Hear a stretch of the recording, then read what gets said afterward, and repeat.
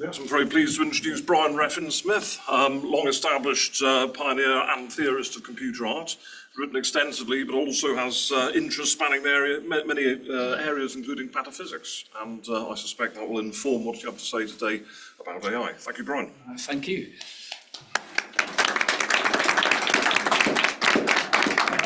Speak. Oh. After I have, you might not like it. I'm wearing the tie of triviality and the Paul Smith eBay suit of suitability for this talk. I brought a toilet roll with me. You might not need it, but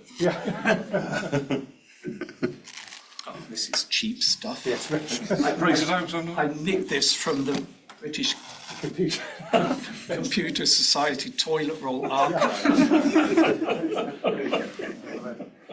You won't be laughing in a minute.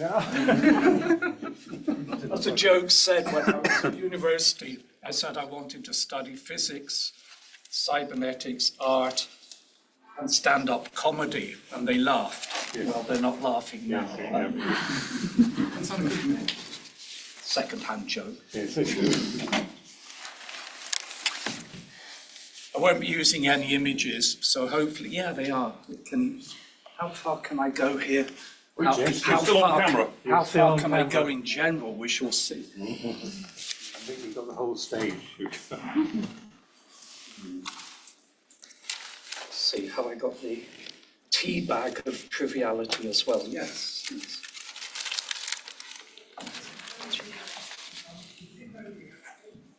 Tea bag. To go with the singularity. Yeah. Okay.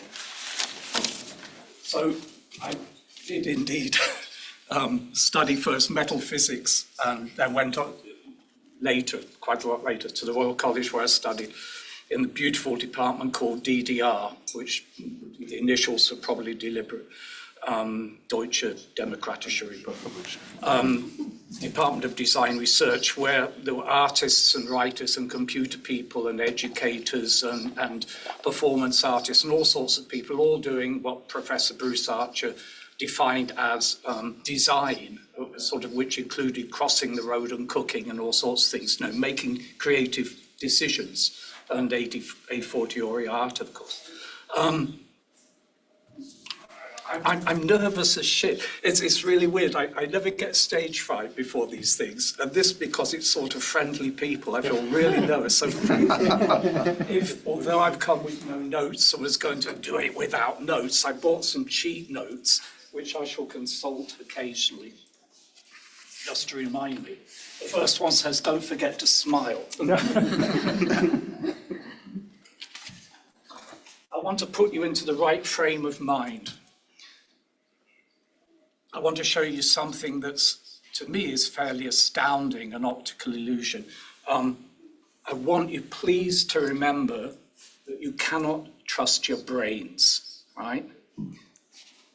With AI, with art, with anything, don't trust what your brain is telling you quite often. It lies, all right? Now, why I said you might regret this later. What I often do is to bring along about 6 toilet rolls and people distribute through the massive 2,500 audience toilet rolls, which they zombify themselves with. They put this round their heads and tie a little knot in the top. And when they finish taking selfies of each other, they are in a sort of zombie state, which means they don't have any feelings. Would you? Thank you. I don't. Would you think that's thank you. And I shall ask you a question after this to see if you really were in a zombie state. Yeah. Zombie.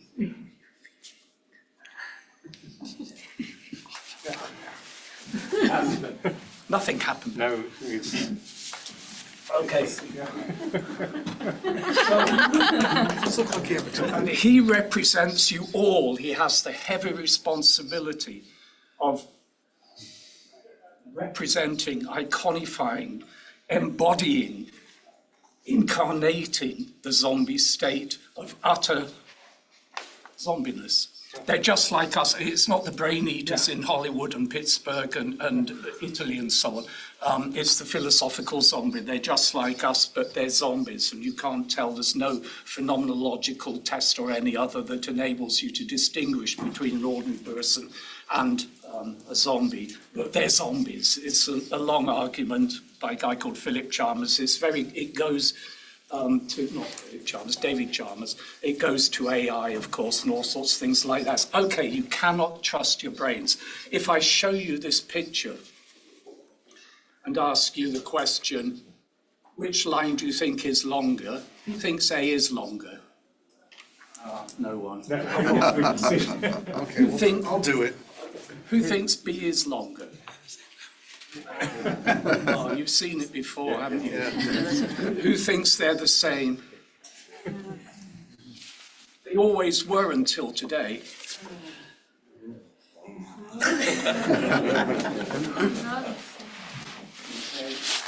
You can win whiskies at this in bars. You can sort of draw lines, one like this and one like that. So they're the same, no, they're not. So your brain has seen this 1,000 times and bored rigid slightly with embarrassment. Oh, did he build up to this? And he showed us this bloody thing we've seen 1,000 times. The brain says, oh, and thank you. Let's be kind to him. Let's pretend and say, this is very nice. Don't trust your brains, okay? Jesus Christ. See, now that was so successful, I've forgotten what I was going to say next. I've not bought any pictures because I thought, they say a picture's worth 1,000 words. And I think after some of the AI-generated imagery, which is what I'm mostly going against with this talk, after seeing a lot of those, I would say that rather a word is worth 1,000 pictures. So I'm going to be using quite a lot of words to sort of attack some of my best friends and enemies in the area of producing stuff with AI generators. What does it say here? Right, the title of the paper. Now, please, if you would like to read the paper online or it's in the catalogue or whatever, but especially online, because I'm quite like the idea of two for the price of one. So there's the paper, and then what I'm doing now is a kind of contextual bit of stuff around it, okay? There are pictures in the paper, pretty pictures and all sorts of things. So it's about professional fouls. And in art, I think it's important that we make mistakes. Doubt comes in, lies, cheating, and complete fakery can be used with abandon. But somehow with AI-produced art, they're all professional fouls. You mustn't do that. AI is perfect. AI is glossy. AI is not magic. Isaac Asimov, to misquote him, said nearly, for any sufficiently advanced artificial intelligence, it will be indistinguishable from magic. I don't think AI generated images and texts, which is what I really hate. Please don't get me wrong. There's lots of lovely stuff being made using AI in art, and I'm completely for it, and I make a bit of it, but not much. And this is not against that. It's just people who hold up a bit of magenta, teal, orange, and green stuff, or thousands of them, and say this is art. No, it isn't. It really is. And the ChatGPT stuff, I mean, God. When it's presented as literature, right? Interesting for lots of other things, but when it's presented as literature and art and stuff, I don't much like that. So a few professional fouls. Have you seen the disappearing gorilla video? Yes, some people. There's a team of basketball players dressed in white or black t-shirts. They pass a ball between them, and your job seeing the video is to count how many times one team actually passed the ball. So you concentrate on that, and halfway through, a gorilla comes in, mixes with the people, does that as gorillas do, and goes out again. And lots of people who see the video don't see the gorilla. Attention See the gorilla. Now, again, a bit like the Muller-Lyer illusion, the two arrows. I've taught in a space where there are quite a lot of sort of cognitive scientists and things, and I built up. So I'm going to show you this incredible video, and it starts and it says, attention test, and they're kind of sweating with embarrassment because I've been maybe quite adequate up to that point, and they think, oh my God, he's led up to this, and now, you know, some of them know the people who made the original video, and I show the video, and I say to some people who should know better, and what did you see? We saw a gorilla. No, you bloody didn't, because I edited a version where there's no gorilla in it. This is pleasurable stuff. And what I want to suggest is we should be using things like that against AI. We should be faking. We should be doing really bad art and saying an AI made it. Wouldn't that be nice? Because that's what AI-generated art is doing to us. Let's fight back. Another professional foul. I made a work a long time ago with two Amiga 1000 computers. One was called Artist and the other was called Critic. And the artist would come up with stuff. It was communicated to the other computer, which was the critic, and the critic would respond, and then the response was sent to the artist, and so on, and back and forth they went. But there was no physical, let's say, electronic or data connection between the two computers. The only way one could communicate with the other was if people looked at the screen, if let's say the critic, and typed into the artist what the critic had said, then the artist would respond, and then after this response, they'd take the thing over here and do it, two keyboards.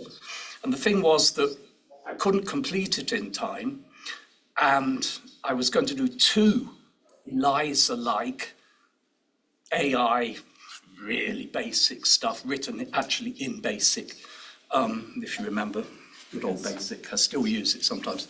And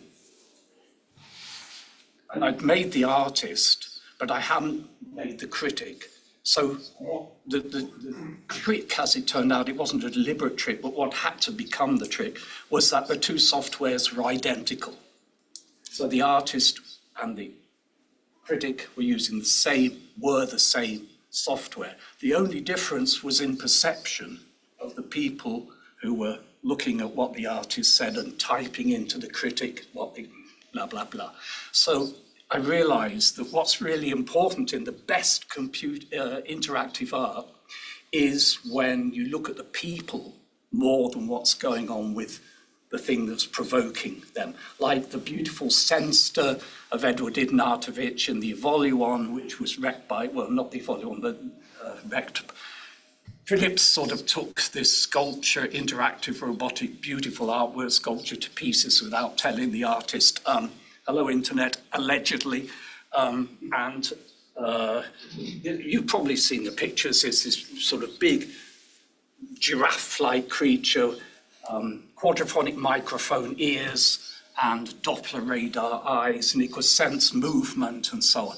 And it would go very simple rules told it to go towards soft sounds and gentle movements, and remember where they came from, and avoid loud sounds and violent movements, and remember where they came from. So this great big thing with its would come down and look and inspect you. And if you said, come on, here we go, like this. And then if you said, go away, we'll go, and come back for some time. And this simple behavior with this structure, which had no sort of artificial mouse first stuck to it or anything, was very clearly a mixture of electronics and hydraulics and whatever. This beast, people would watch it for ages, and most of them were watching the reactions of the people who were interacting with this sculpture. And I think that's wonderful. Can we expect the same thing from lots of AI already does it? That's great. Can we expect the same sort of analogy in some way from AI-generated images. How long have I got now? Your zombie. Just under 10 minutes. Yeah. I have a zombie. Well, Read the timer. I can't trust you at all. You've probably got 2 seconds. Yeah. It means he doesn't have to speak as a zombie. This is a prop. This is the chair of artificial intelligence, and I am a sort of human, right? These days, I'm sort of an ordinary person. You'll see why in a bit. Can I disrupt you further? I've got 2 pieces of stuff here that kids use, made out of wood, right? And you put them together, and you can push a train round the grooves, and it's sort of train tracks. And I've made one sort of slightly reflective. It probably won't work here, but you can see the difference. Yes, this one has got whitish, that's all. So, who thinks this is longer? Who thinks this one? It's the same on both sides. I'm not cheating. This has got no marks, right? Still the same. Yeah. Who thinks this is longer? Anybody think this one? Yeah. Here's the thing to try with AIs when it's as common for a camera on your computer or iPhone or whatever to look at what you're doing. ChatGPT understands some of the things you're doing. Ask it this question: which is it? You can do it without lines. You can just say, "Hello, ChatGPT 27. Which is longer, A or B?" and see what it says. Yeah. You can also confuse it.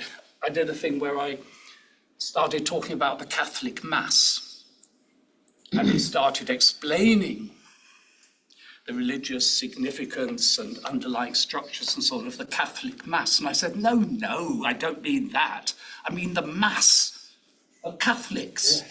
And did this calculation, and it said 96.6 million metric tons.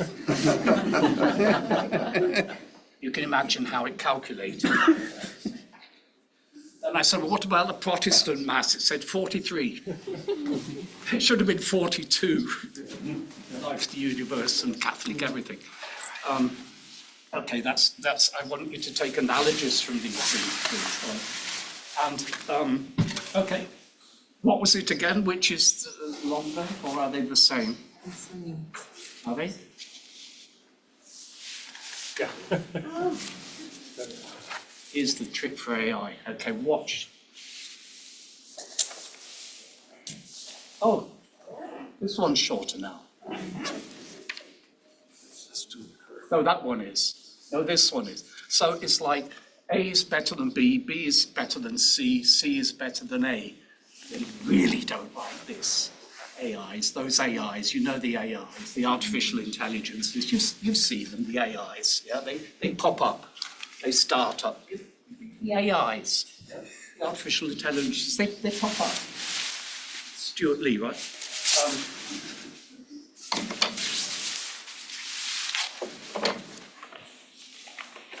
So why? Why am I against this stuff? I just think basically that it's dumbing us down.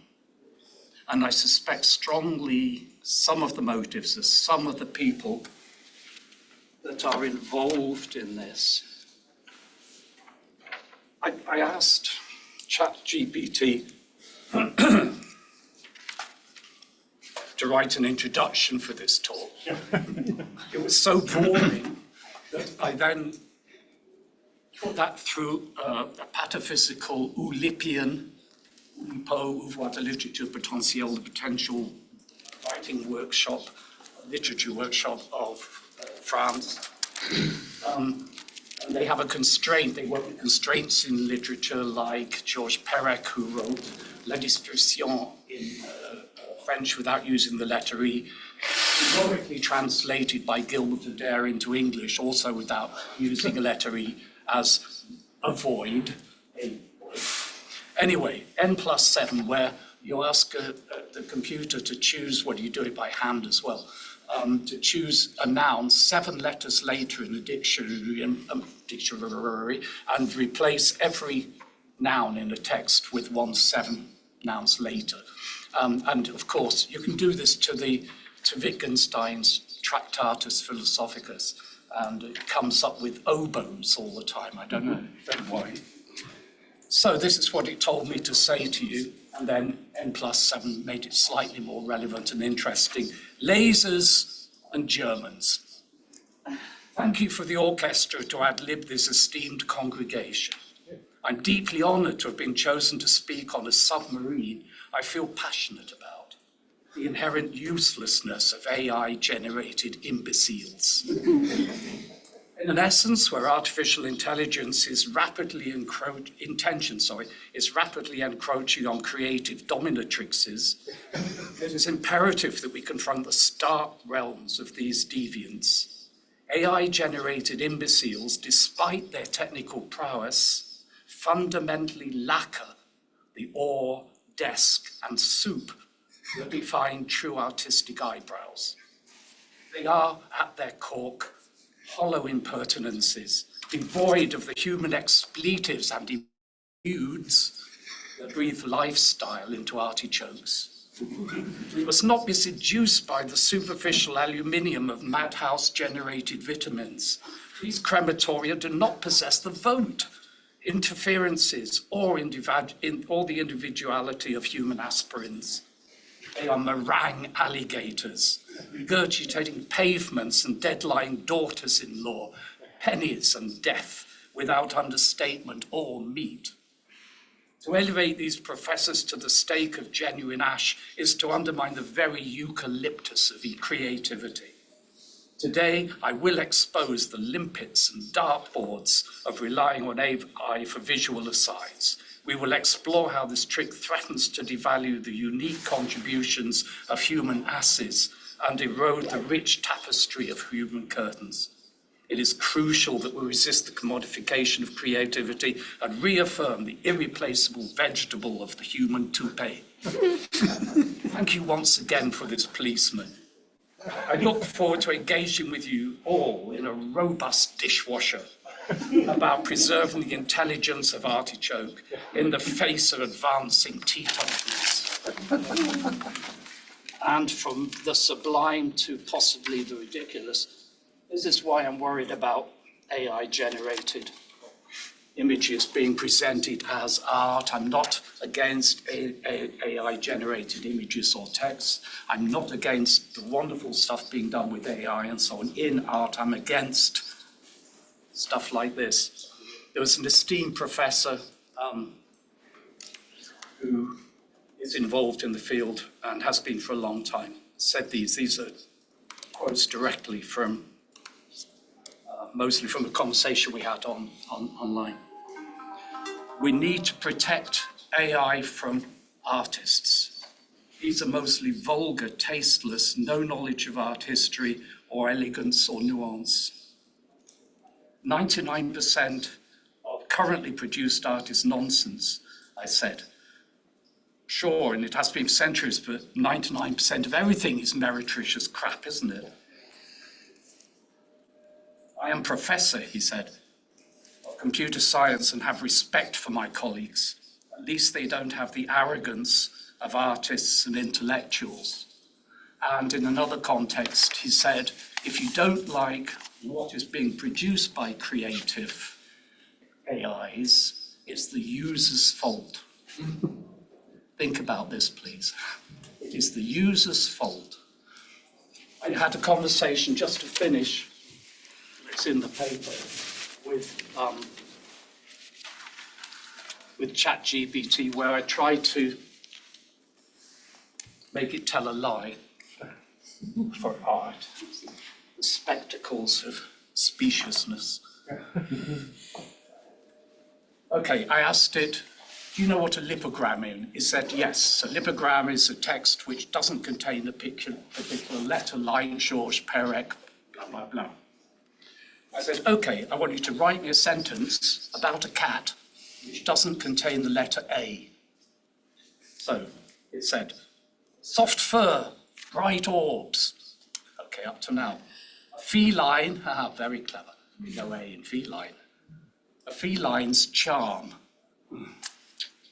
I said, does the word charm contain the letter A?